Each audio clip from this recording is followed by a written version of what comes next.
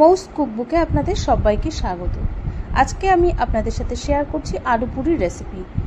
এই আলু পুরি বানাতে কোনো ঝামেলা নেই, একদম সিম্পলভাবে এই আলু পুরি আমি তৈরি করব। আর এর সাথে কিন্তু সেরকম কিছু দরকারও হয় না, শুধু এটা এত ভালো লাগে খেতে যে এর সাথে কোনো তরকারিরও দরকার হয় না। তো আসুন আমার আজকের এই রেসিপি দেখে নেওয়া যাক।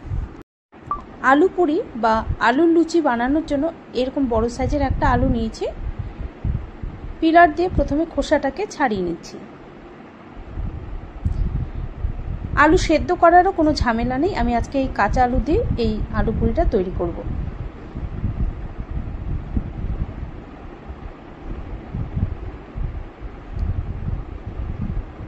আলুর খোসাটাকে ছাড়িয়ে নিলাম, এবার ছোট ছোট টুকরো করে নেব।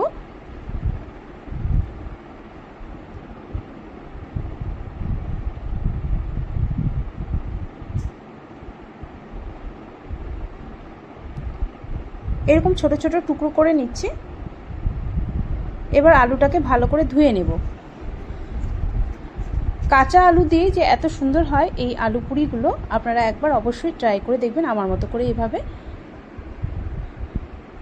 এবার ভালো করে জল দিয়ে 2 থেকে 3 বার ধুয়ে নেব।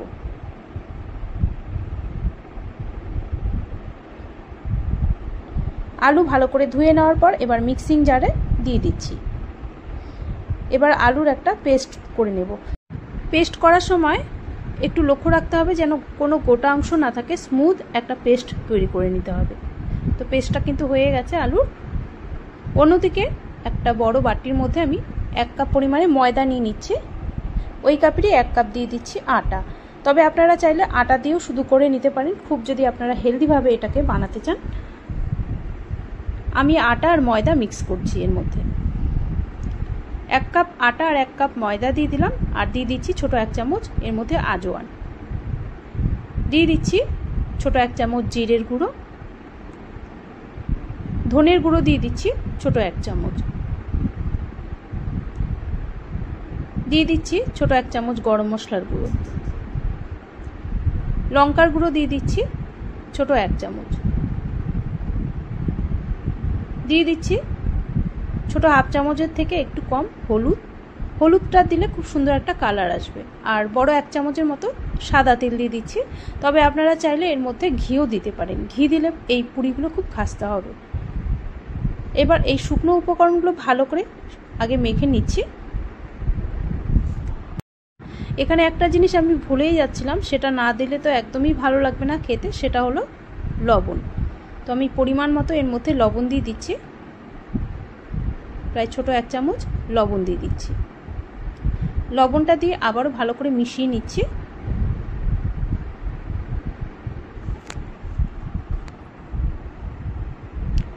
এবার যে আলুর পেস্টটা করে রেখেছিলাম সেই আলুর পেস্টটা এর মধ্যে দিয়ে দেব। এখন কিন্তু জলটা দেব না, কারণ আলুর যে পেস্টটা আছে এটা দিয়ে প্রথমে একটু মেখে নিতে হবে। তারপর এর মধ্যে যতটা প্রয়োজন হবে জলের, ততটা জল দিয়ে মেখে নেব।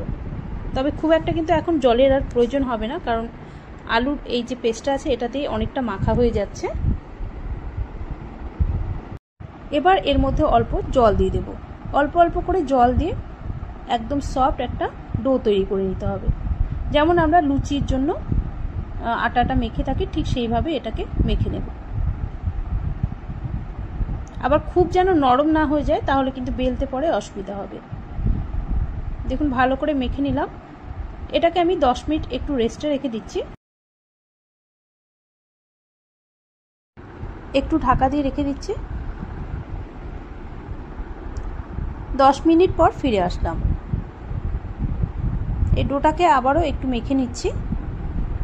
সাথে সাথে যদি আটাটা মেখে তারপর যদি লেচিগুলো করা হয়, তাহলে বেলার সময় দেখা যায় ফেটে ফেটে যায়, তাই একটু রেস্টে রেখে দিলে ভালো হয়।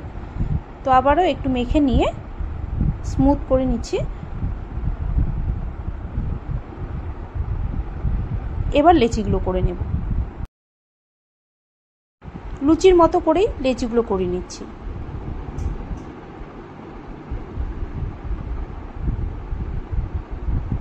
কম সময় কিন্তু দারুণ একটা ব্রেকফাস্ট রেসিপি, আপনারা কিন্তু ট্রাই করে দেখতেই পারেন এইভাবে। তো এবার বেলে নিচ্ছি।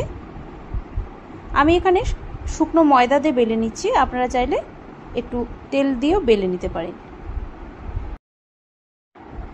ব্রেকফাস্টে যদি আপনারা সবজি না বানাতে চান তাহলে এইভাবে আলু পুরি বানিয়ে দেখতে পারেন, বা আপনারা এটা ডিনারেও বানাতে পারেন। ঝটপট হয়ে যায় আর খেতেও কিন্তু দারুণ টেস্টি হয়। একটা একটা করে প্রথমে বেলে নিচ্ছি। এইভাবে একটা একটা করে বেলতে যদি অসুবিধা হয় বা ঠিকঠাক গোল না হয় তাহলে আরেকটা প্রসেসে আপনারা করে নিতে পারেন। সেক্ষেত্রে কি করতে হবে, একটু বড় করে লেচিটা করতে হবে, তারপর রুটির মতো করে বেলে নিতে হবে। তবে গোল না হলেও চলবে। তো আমি একটু ময়দা ছড়িয়ে বেলে নিচ্ছি, তবে আপনারা চাইলে কিন্তু তেল দিয়েও বেলে নিতে পারেন। এটা কোনো গোল করারও দরকার নেই। তারপর এইরকম সাইজের একটা বাটি বা গ্লাস দিয়ে আপনারা এরকম গোল গোল শেপের কেটে নিতে পারেন। এখানে পুরি বা লুচিগুলো আপনারা কতটা বড় রাখবেন বা কতটা ছোট রাখবেন সেই অনুযায়ী কিন্তু গ্লাস বা বাটিটা ব্যবহার করতে হবে।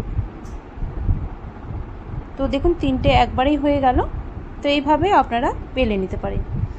আর এই যে বাকিটা আছে এটা দিয়ে আমি পরে আবারও বেলে নেব। তো কয়েকটা বেলে নিয়েছি, এবার ভেজে নেব এই আলু পুরিগুলো। তেল তো আগেই বসিয়ে দিয়েছিলাম গরম হতে। হাই হিটে কিন্তু এই পুরিগুলোকে ভাজতে হবে, আর তেলটা খুব ভালো মতো গরম হতে হবে। যদি তেল ভালো মতো গরম না হয় তাহলে কিন্তু এই আলু পুরিগুলো ভালো মতো ফুলবে না।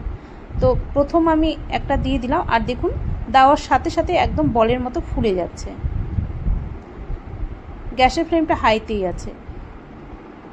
তো এইভাবে দু সাইডে হালকা গোল্ডেন করে ভেজে নামিয়ে নেব।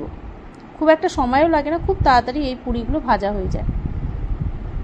তবে আমি এখানে বলবো একটু লালচে করে ভেজে নিতে, কারণ আমি এখানে কাঁচা আলুটা ব্যবহার করেছি। তাই একটু লালচে করে যদি ভেজে নেওয়া যায় তাহলে ভালো মতো ভাজাও হবে আর খেতেও কিন্তু খুব ভালো লাগবে। আমার রেসিপিগুলো যদি আপনাদের ভালো লাগে দেখে তাহলে অবশ্যই অনুরোধ করব চ্যানেলটিকে সাবস্ক্রাইব করে রাখার জন্য, কারণ আমি কোনো নতুন রেসিপি দিলে তার নোটিফিকেশন কিন্তু সবার আগে আপনাদের কাছেই পৌঁছে যাবে। তাই অনুরোধ করছি আপনারা চ্যানেলটিকে সাবস্ক্রাইব করে রাখুন, আর অবশ্যই ভালো লাগলে লাইক ও শেয়ার করে দেবেন। এই আলু পুরিগুলো খেতে এতটাই ভালো হয় যে শুধুই খেতে ভালো লাগে। তবে চাইলে আপনারা আচার দিয়েও খেতে পারেন। আজকে আমি এই আলু পুরি আচার দিয়ে সার্ভ করব। এখানে চাইলে আপনারা একটু ধনেপাতা কুচি, কাঁচা লঙ্কাও ব্যবহার করতে পারেন যখন আটাটা আর কি মাখা হবে। তবে এগুলো ছাড়াও কিন্তু খুব ভালো লাগে খেতে। আমি যে মশলাগুলো দিয়েছি আপনারা সেই মশলাগুলো দিয়ে বানিয়ে দেখতে পারেন। বাড়িতে ট্রাই করার পর যদি আপনাদের ভালো লাগে তাহলে অবশ্যই কমেন্টের মাধ্যমে জানাবেন রেসিপি আপনাদের কেমন লাগলো। তাহলে আজ এই পর্যন্তই। আপনাদের সাথে আবারও দেখা হচ্ছে নেক্সট একটা ভিডিওতে। আপনারা সবাই ভালো থাকবেন। ধন্যবাদ।